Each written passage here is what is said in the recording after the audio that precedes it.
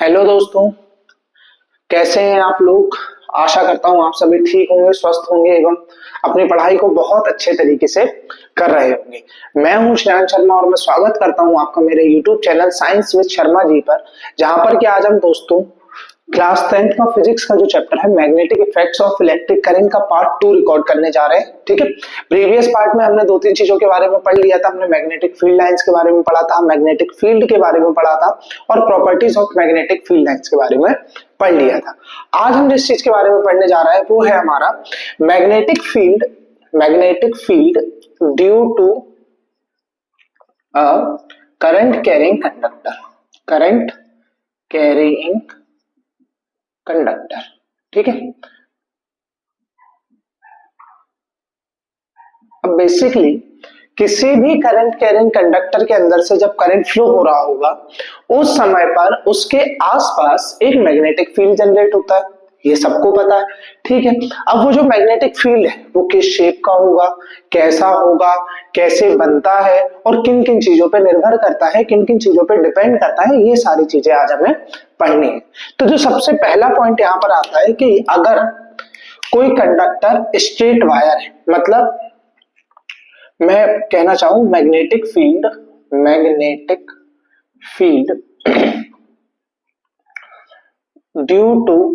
Due to a current carrying straight wire.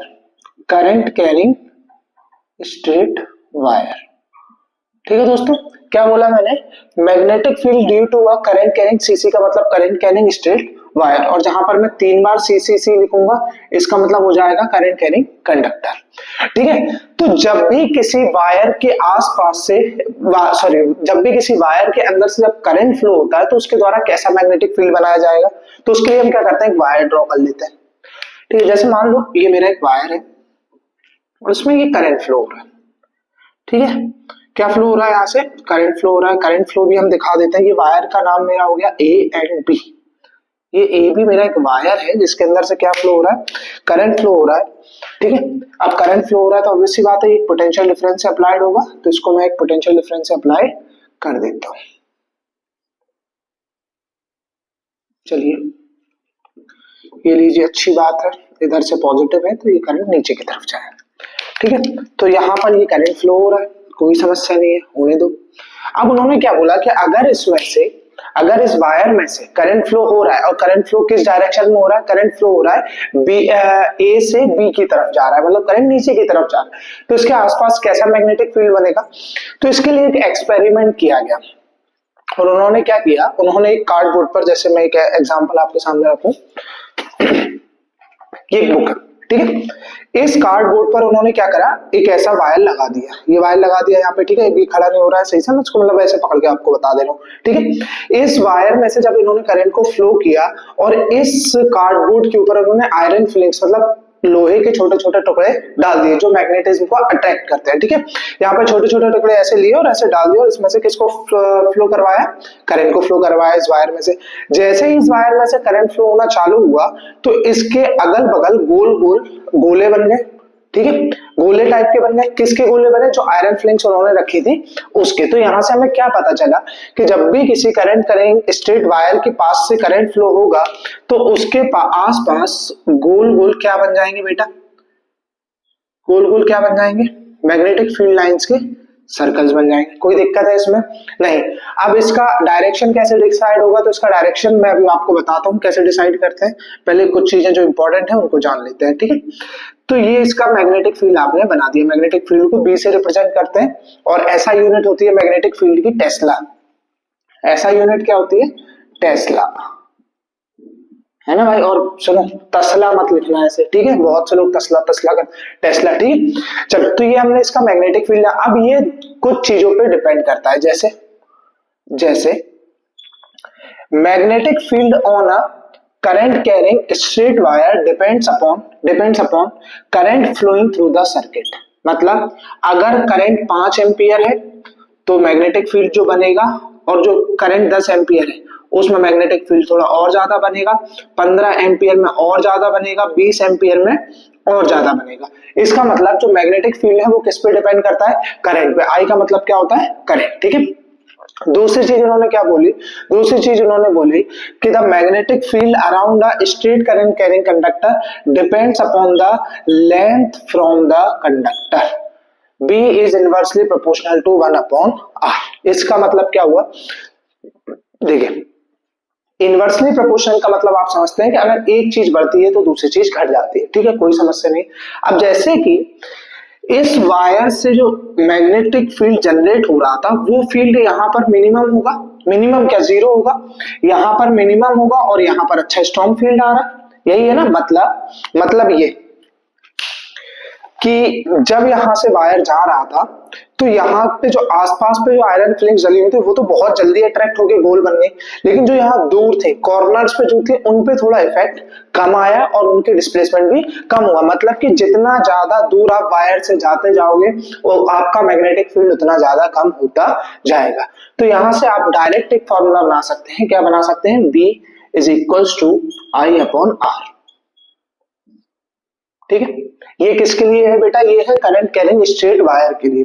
किसके लिए है ये, करंट कैरिंग स्ट्रेट वायर के लिए। ये चीजें आपको समझ में आ गई होंगी, ठीक है, ठीक है। वैसे न्यूमेरिकल तो इस चैप्टर में है ही नहीं। चलो अब एक और चीज, पहले मैं आपको राइट हैंड रूल पढ़ा देता हूं, आप इतना नोट कर लीजिए, चलो फिर उसके बाद अपन पढ़ेंगे लूप से। चलिए तो अब हम बात करते हैं मैक्सवेल के राइट हैंड थंब रूल की, ठीक है।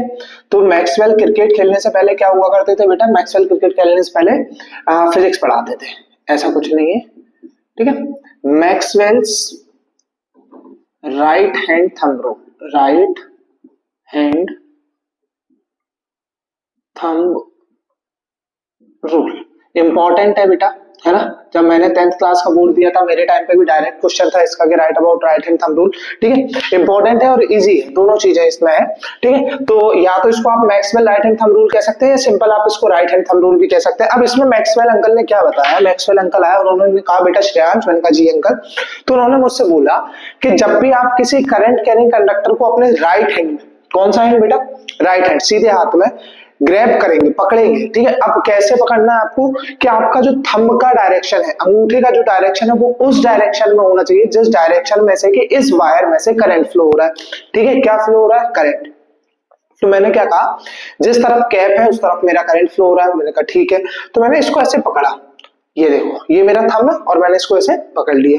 अब जब मैंने इसको ऐसे पकड़ा तो उन्होंने क्या बोला, हाँ ठीक है वेरी गुड, उन्होंने कहा कि when we hold a straight current carrying conductor in our right hand such that our thumb shows the direction of current, then the four fingers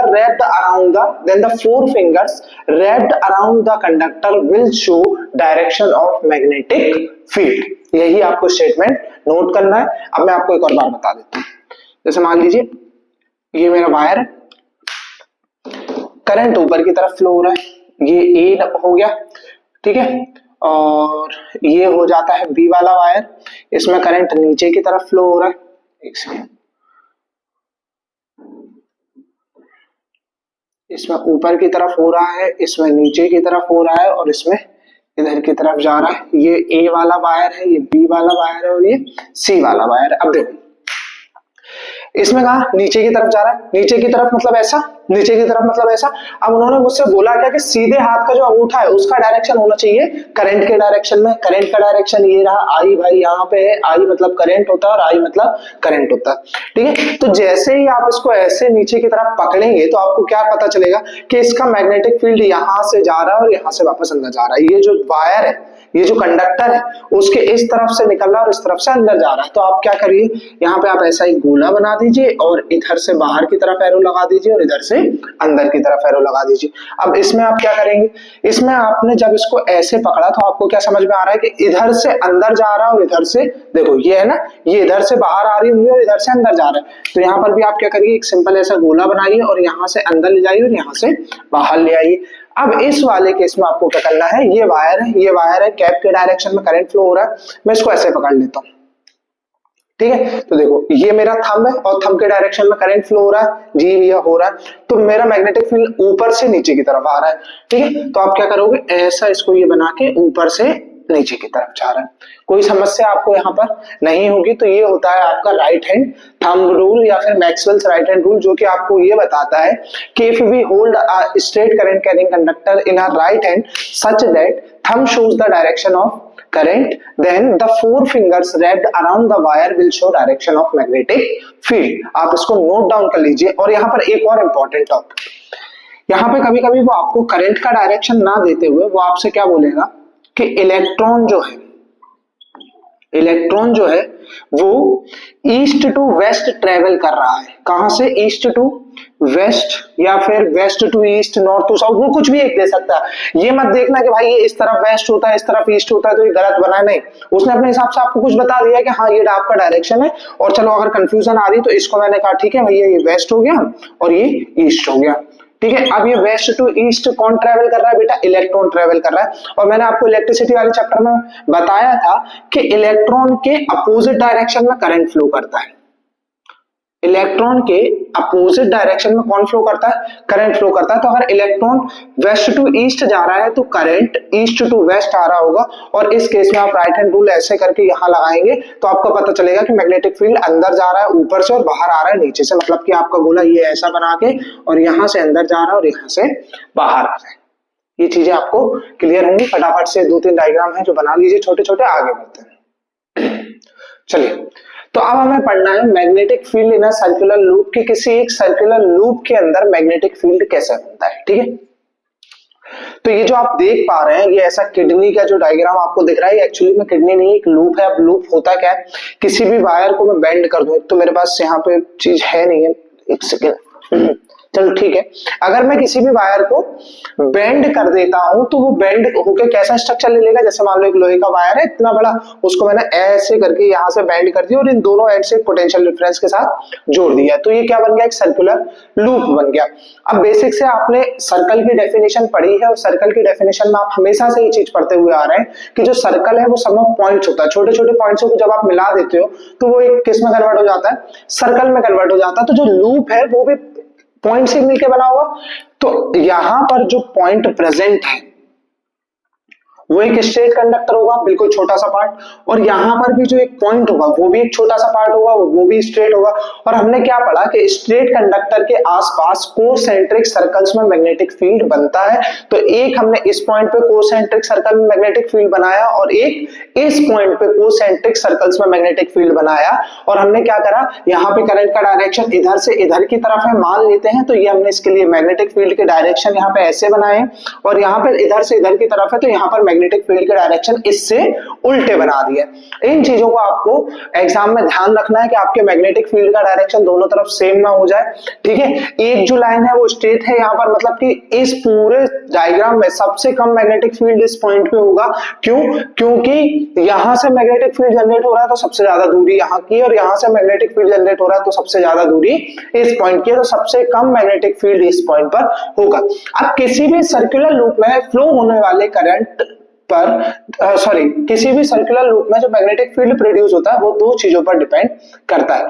पहला तो कि वो डायरेक्टली प्रोपोर्शनल रहता है करंट के, और दूसरा कि वो डायरेक्टली प्रोपोर्शनल रहता है स्मॉल एन के, और स्मॉल एन होता है number of turns, number of turns, TURNS, ठीक है, नंबर ऑफ टर्न्स के।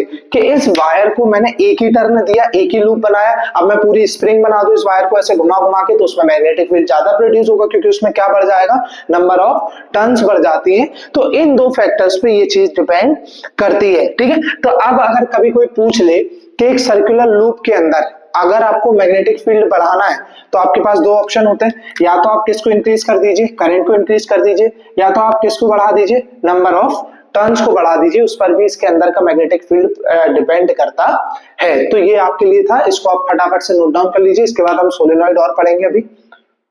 अब देखो बात की जाती है सोलेनॉइड की, कि सोलेनॉइड होता क्या है, तो आपकी अगली हेडिंग होने वाली है सोलेनॉइड। और बेसिकली देखो सोलेनॉइड होता क्या है, ये चीज मैं आपको समझा देता हूँ। सोलेनॉइड क्या है बेटा, कॉपर का जो वायर होता है, ठीक है, इंसुलेटेड कॉपर वायर की जब हम बहुत सारी लूप्स बना देते हैं, बहुत सारी टर्न्स जल्दी जल्दी, हम जैसे ये वायर है, अब ये एक टाइम पे स्ट्रेट वायर था, इसको मैंने क्या करा, ऐसे जल्दी जल्दी जल्दी जल्दी करके इसको एक लूप में कन्वर्ट कर दिया। ये जो लूप वाला जो स्ट्रक्चर है इंसुलेटेड कॉपर वायर का, इसी को हम बेटा सोलेनॉइड कहते हैं। इसी को हम क्या कहते हैं? सोलेनॉइड कहते हैं। तो बेसिकली अगर आपको सोलेनॉइड को डिफाइन करना है तो आप लिख सकते हो कि solenoid is defined as a coil of क्या कह सकते हो आप, coil of insulated copper wire consisting many turns in the form of cylinder is called a solenoid। मैंने क्या क्या चीजें बोली आपको, solenoid is a coil of, coil आपको दिख रही है, it is a coil of insulated copper wire, ठीक है, consisting of many turns, many turns देखो पहला टर्न, दूसरा, तीसरा, चौथा, पांचवा, छठवा और ऐसे और भी बहुत सारे, ठीक है। तो consisting of many turns in form of cylinder it is called a solenoid। अब ये क्यों इंपॉर्टेंट है बेटा, क्योंकि इसके द्वारा जो मैग्नेटिक फील्ड बनाया जाता है उसके बारे में भी हमें पढ़ना होता है। तो जैसे मान लो यहां से मेरी सोलेनॉइड शुरू हुई है यहां तक और ये नीचे कंडक्टिंग वायर है, तो ये मेरा ए पॉइंट हो गया, ये बी पॉइंट हो गया। अब इसमें मुझे करंट का डायरेक्शन बताना है, तो देखो यहां से करंट गया ऊपर और इधर से वापस आया। अब यहां से जा रहा है तो पहले ये यहां जाएगा और फिर ये इधर ऊपर आएगा, फिर वापस से यहां जाएगा, इधर से ऊपर आएगा, इधर से ऊपर आएगा, अंदर जाएगा, इधर भी और इधर भी, और यहां से बाहर आएगा और बाहर आएगा। ये मेरा डायग्राम हो गया, ठीक है। अब हमसे ये पूछा जाता है कि जो सोलेनॉइड है वो कैसा मैग्नेटिक फील्ड प्रोड्यूस करती है। तो देखो जैसा मैग्नेटिक फील्ड एक बार मैग्नेट के द्वारा प्रोड्यूस किया जाता है, सेम मैग्नेटिक फील्ड किसके द्वारा प्रोड्यूस किया जाता है, सोलेनॉइड के द्वारा प्रोड्यूस किया जाता है, ठीक है। जब आप इसके अराउंड जब आप मैग्नेटिक फील्ड बनाएंगे तो वो फील्ड भी कैसा होगा, बाहर की तरफ क्लोज्ड कर्व्स होंगे, ठीक है। बाहर की तरफ क्या होगा बेटा, बाहर की तरफ क्लोज्ड कर्व होंगे और अंदर की तरफ वो लाइंस कैसी होंगी, एक दूसरे के साथ पैरेलल होंगी। अंदर की तरफ वो लाइंस कैसी होंगी बेटा, एक दूसरे के साथ पैरेलल होंगी, कोई दिक्कत इसमें आपको नहीं होगी, ठीक है। अंदर की तरफ वो लाइन कैसी होंगी बेटा, एक दूसरे के साथ पैरेलल होती है, ठीक है। तो जो अगर आपसे कभी पूछा जाए कि write about the magnetic field lines या properties of magnetic field lines produced by a solenoid, तो आप वहां पे क्या लिखेंगे कि a solenoid produce magnetic field lines similar to the bar magnet. और उनकी क्या क्या प्रॉपर्टीज होती है कि भाई बाहर वो नॉर्थ से साउथ ट्रेवल करती हैं, अंदर में वो साउथ से नॉर्थ ट्रेवल करती है अंदर, ठीक है। अंदर वो एक दूसरे के पैरेलल भी होती हैं, बाहर पर वो क्लोज्ड कर्व होते हैं वो, ठीक है। ये दो चीजें हो गई। इसके अलावा तीसरी आप क्या बताओगे कि इसकी भी दो मैग्नेटिक फील्ड लाइंस एक दूसरे को कभी आपस में कट नहीं करती हैं। चौथे आप क्या बताओगे कि इसके भी पोल्स पर डेंसिटी ज्यादा रहती है, मतलब number of magnetic field lines ज्यादा होते हैं और इससे जैसे जैसे दूर जाते हैं वैसे वैसे इनकी डेंसिटी कम होती जाती है। मतलब जितनी प्रॉपर्टीज आपने मैग्नेटिक फील्ड लाइंस की पढ़ी है बार मैग्नेट के द्वारा, वही प्रॉपर्टीज आपको यहाँ भी लगानी है, बस इसका डायग्राम इंपॉर्टेंट होता है, इस डायग्राम को आप ध्यान रखिएगा, ठीक है। ये चीज हो गई। इसके अलावा एक और चीज जो मैं आपको बताना चाह रहा हूं वो ये है कि अगर किसी लूप के अंदर जो करंट है अगर वो एंटी क्लॉकवाइज डायरेक्शन में जा रहा है, अगर किसी लूप के अंदर करंट एंटी क्लॉकवाइज डायरेक्शन में जा रहा है तो वो वाला जो उसका एंड होगा वो उसका नॉर्थ एंड कहलाएगा। कौन सा एंड कहलाएगा बेटा, नॉर्थ एंड। अब जैसे मुझे इसमें ये तो नहीं पता कि कौन सा मेरा मतलब जो कौन सा एंड है जो कि नॉर्थ की तरह बिहेव कर रहा है और कौन सा एंड है जो साउथ की तरह बिहेव कर रहा है। तो देखो इस वाले एंड पे एंटी क्लॉकवाइज जब करंट जा रहा होगा, कैसा जा रहा होगा, एंटी क्लॉकवाइज, तो ये क्या बन जाएगा बेटा, ये बन जाएगा नॉर्थ, ठीक है। और जिस एंड पे क्लॉकवाइज जा रहा होगा वो क्या बन जाएगा, साउथ। तो जब एंटी क्लॉकवाइज करंट मूव कर रहा होगा तो वो एंड आपका कहलाएगा नॉर्थ एंड, और जब क्लॉकवाइज करंट मूव कर रहा होगा तो वो एंड कहलाएगा आपका साउथ एंड कहलाएगा, ठीक है। क्या कहलाएगा बेटा, वो साउथ एंड कहलाएगा, ठीक है। तो यहां तक की चीजें क्लियर होनी चाहिए आपको। सोलेनॉइड को अच्छे से पढ़ लेना, प्रॉपर्टीज को एक बार रिवाइज कर लेना बार मैग्नेट की। अगला जो टॉपिक है हमारा इलेक्ट्रोमैग्नेट और उसके बाद के साथ वो हम अगले वीडियो में कवर करते हैं। जब तक बने रहिए चैनल के साथ, और प्रारंभ जो आपका बैच है उसको और ज्यादा बढ़ाइए, लोगों के पास पहुंचाइए, उसकी रीच अभी थोड़ी कम चल रही है, ठीक है। वीडियो को लाइक कर दीजिए, चैनल को सब्सक्राइब कर दीजिए, एक छोटा सा कमेंट सेक्शन में छोड़ दीजिएगा। बाकी बने रहिए हमारे साथ। और अगर आपको कोई टॉपिक स्पेशली समझना है कि हाँ भैया ये टॉपिक के ऊपर 2 मिनट 3 मिनट 5 मिनट का एक वीडियो बना के डाल दीजिए, तो आप उसे कमेंट सेक्शन में पिन कर देना, तो मैं उसको देखकर और आपके लिए एक नया वीडियो बना दूंगा। थैंक यू, जय हिंद।